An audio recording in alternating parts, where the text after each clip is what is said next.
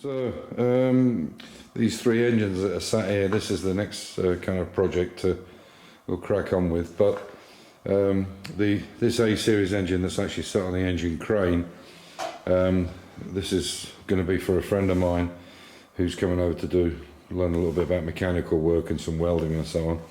And we're going to take this A series apart just to give him some mechanical understanding of how it works. Obviously it's a transverse engine, and also it's an A series with a gearbox underneath it, but it's more the block and the cylinder head and the valves and how everything works, timing gear and so on. So I'm making a plate up for this.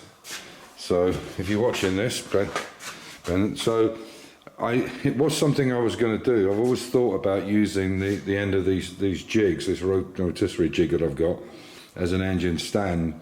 But because he's coming over in 2 or 3 weeks, or 3 weeks time, I thought I'll get on with it now. So I've made this, I had a piece of steel, I think it came off a Jeep Wrangler or something years and years ago. So I cut the end of it off, and it's obviously sitting on where the oil filter housing and pickup is. And I'm going to use these 2 bolts here as well, which is actually for the alternator, just as a backup. Now I've been told that those 2 are strong enough to take the whole weight of the engine, but I'll put these on anyway. And then where that circle is there, the tubular will go in there, and then it can rotate in here. And then this one, this is a numbered engine for the 1970 Mark III Mini that I've got. Now it's an 850, and as you can see, I'll show you from the back. You can actually see it actually says 850 there. Yeah, it's pre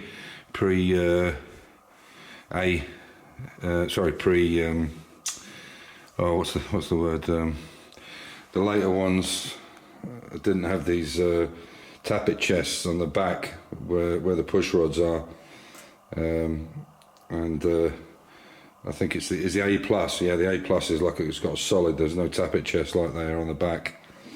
And then this one is the Citroen engine. I don't know if that 11 is there because it's a U11.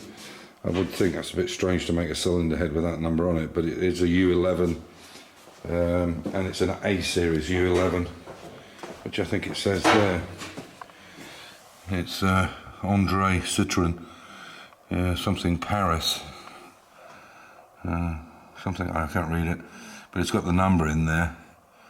And hopefully this will help me, plus the gearbox number, plus the chassis number, and I've also got a body tag. It should help me be able to get some paperwork or some heritage certificate to maybe get it legalised and on the road. But we'll have to see. So that's why I think it might be a bit of a folly.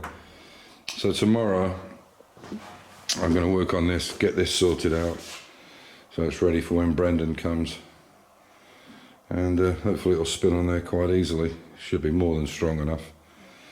And we'll go on from there. And then this is a cradle that I made a couple of years ago. I made one for Paul, and who did my track mini engine. He built it specially for me, and I built this jig, and I liked it so much I built a second one.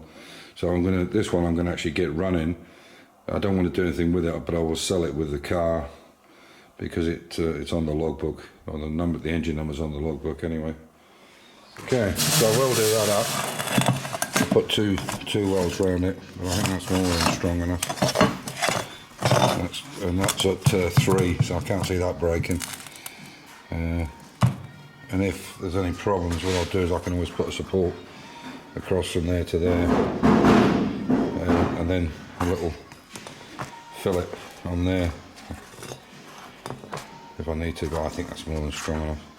So I'm just going to clean up this now so I can get it in, and I'll show you once it's in. It's a bit hot at the moment, so I got the glove on. Amir's working on this door. You can see he's put a new skin on the bottom. Obviously you can't buy these anymore, so I've had to make it out of a piece of metal, and obviously there'll be a lot of lead loading to do at the end of it, but it's coming on. I think the other side he's got is tacked up as well. So, but I got a comment, funny, that it's like Trigger's broom, as in Only Fools and Horses, where he's had, what is it, 15 heads and 16 handles. And this thing's the same. There's just so much metal gone into it. I mean, basically, there was only this front piece here, and a bit of the cab. Even all this has been replaced. All this on the front, apart from the actual wings, which we've had to build as well. This one was okay, but I had to replace all that part and the bottom one. Even the tops were okay. The only thing I had to do, I had to completely rebuild the hinge. That was completely screwed. So there's a lot of work gone into this. Yeah, and hopefully it'll look really nice when it's done. What I'm also going to do is build a kind of cowling for the top here, like a sun shade, if you like, and I'll do it so it hinges on the side.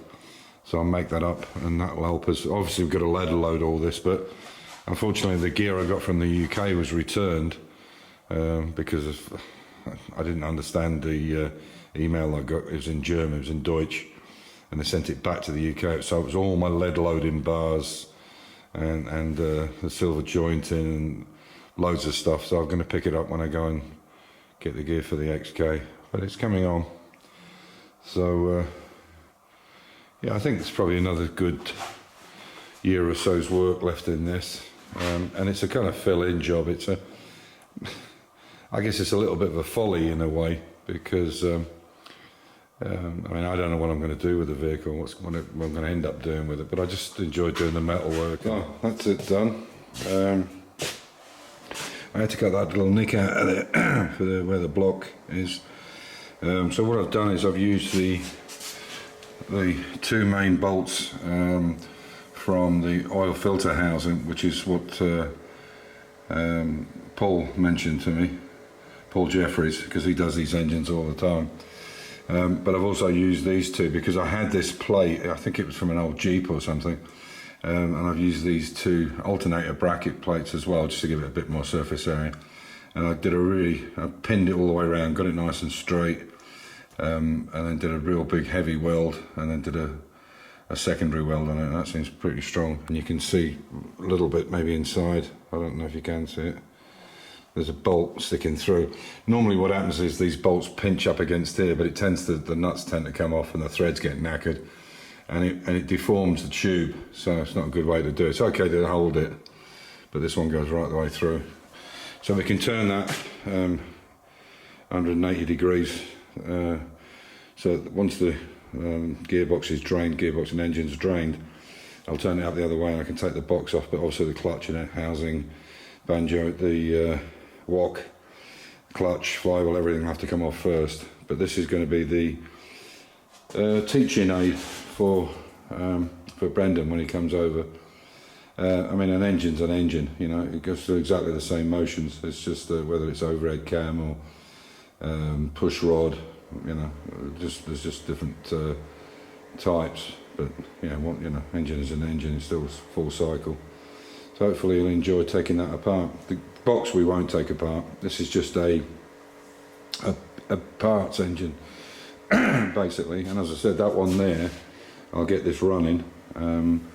Unfortunately, we cracked the cap, but I think I've got a spare cap upstairs. The cap got smashed, unfortunately. It's not a bad one either. It wasn't a bad one. Anyway, so yeah. I've got to set that up properly. I've put a bit of an exhaust on it, put the manifold in it. I'll take the manifold off this. Oh no, we have a manifold down there. But I'll get that one up and running so you can see it started. And it fits, it works well in the jig. It doesn't, especially with that stabiliser bar in it. It's not on properly yet. I've just shoved it in there just now to keep it upright. Otherwise it wobbles too much left and right. And this one for the Citroen. So I'll get this cleaned up. And get it cleaned up and painted up, and we can put it in while he's here. This is actually the water pump for it, just building a gasket now for it, but he's completely rebuilt this pump. And you can see here with these blades, this is quite kinky, smart. You see how these blades interlock with each other there? And the thing is they only have to make one mould, because the blades are exactly the same, in the same position, because obviously they're sucking air in, the whole point of the exercise, through the radiator. But they're the same blade, the same angle. You know, if I was to take these 4 bolts out and turn it this way, it fits on here perfectly. But how clever is that little interlocking section there? There you go. So, and as far as the car's concerned, we're yeah, it's coming on. Amir's working on this, on these doors, as you can see here, and I'll show you what he's got up to. So you can see this part of the door's already in, and you can see that's how it looks. So we've got to chase out this a little bit more at the top here. There's still a lot to do. I think it'll be 24 before we get this sorted out, but it's coming. And as I said, unfortunately, the lead load bars and the paste and everything got sent back from here because of customs, and so I'll pick it up from Alex, the DGSE. He's got it, and I'll pick it up from him and bring it back with me when I pick up all the bits for the XK. So on that note, this will be a midweek update, and I'll bring you back when I've got some more done. But Amir's leaving on Wednesday, so there'll be a few less videos, which I'm sure people will be glad about.